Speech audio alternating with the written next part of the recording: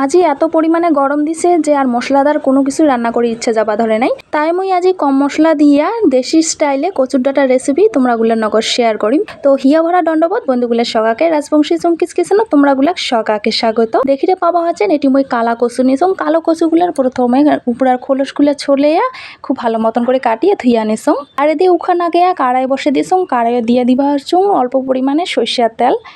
সর্ষের তেলটা হালকা মতন গরম করে নেওয়ার পর এটি মুই শুটকা মাছ ভাজিয়া নিম। এটি দুইটা নোনা শুটকা নিছু। আমার এতে নোনা শুটকা বা মন ভোলা শুটকা কয়া থাকে। শুটকা মাছের আঁশগুলো ছলিয়া জল কিছুক্ষণ ভিজিয়ে রাখছুং। ভিজিয়ে রাখার পর ধুইয়া নিয়া লালচে করিয়া ভাজিয়া নিলুম। এলা ভাজা হয়ে গেলে শুটকা মাছগুলো নামিয়া আরও একই তেলতে আরও কিছু তেল অ্যাড করে দিয়া ওটি দিয়ে দিম মুই অল্প পরিমাণে কালো জিরা, দিয়ে দিবা হচ্ছুং পেঁয়াজ কুচি, দিয়ে দিবা হচ্ছুং কাঁচা লঙ্কা চেরা। তো মুই এটি কাঁচা লঙ্কা চেরা দিয়ে রান্নাটা করে নিম। তোমরাগুলো চাইলে কিন্তু এটি শুকনা লঙ্কাও ব্যবহার করির পান। এলা মুই কাটিয়ে ধুইয়া রাখা কালো কচুগুলা মুই দিয়া দিলুম, কালো কচুর ডাটাগুলা। এলা অল্পক্ষণা ওলট পালট করে ঘাটে নিয়ে দিয়া দিলুম এটি স্বাদ মতো লবণ আর স্বাদ মতো হলুদের গুঁড়া।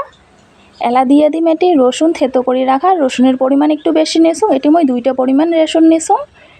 এলা খুব ভালো মতন করিয়া ওলট পালট করিয়া ঘাটিয়া নিম যেন হলুদ আর লবণটা সমস্ত কচুর গাওতে লাগে। তাই খুব ভালো মতন করিয়া ঘাটিয়া নিম।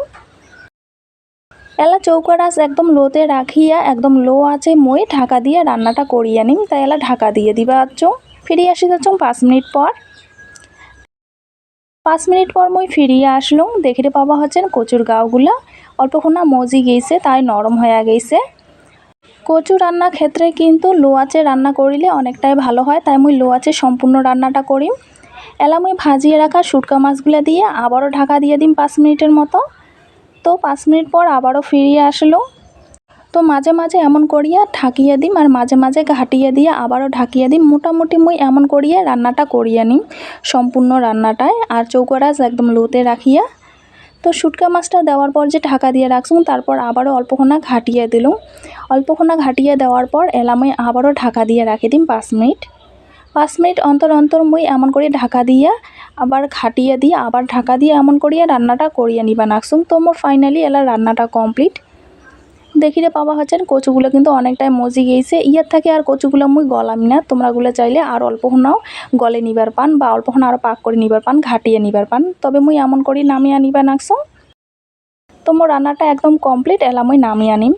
তো খুব সহজে খুব সিম্পল করিয়া তোমরাগুলা একদম দেশি স্টাইলে ঘরোয়াভাবে কচুর রেসিপি তোমরাগুলার নগর শেয়ার করলুম। আশা করম রেসিপিটা দেখি তোমরাগুলা ভাল লাগিল। যদি ভাল লাগে থাকে অবশ্যই লাইক কমেন্ট শেয়ার করে দিবেন। নতুন হয়ে থাকলে চ্যানেলটা সাবস্ক্রাইব করে রাখিবেন। তো ধন্যবাদ ভিডিওটা দেখার জন্যে।